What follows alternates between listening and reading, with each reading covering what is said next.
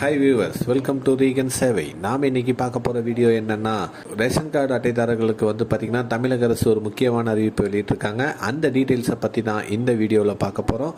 இந்த வீடியோ பிடிச்சிருந்தா லைக் பண்ணுங்கள், ஷேர் பண்ணுங்கள் மற்றும் மறக்காமல் சப்ஸ்கிரைப் பண்ணுங்கள். வாங்க வீடியோக்குள்ளே போகலாம்.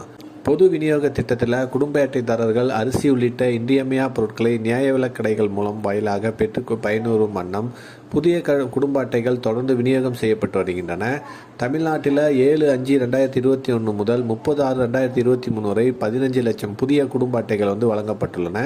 நடப்பில் உள்ள குடும்ப அட்டைகள் அடிப்படையில் புதிய நலத்திட்ட உதவிகள் வழங்கிய நடவடிக்கைகள் எடுக்கப்பட்ட நிலையில் பயனாளிகள் எண்ணிக்கையினை சமநிலை வைக்கும் வண்ணம் குடும்ப அட்டையில் விநியோகம் செய்யும் பணி தற்காலிகமாக நிறுத்தி வைக்கப்பட்டது.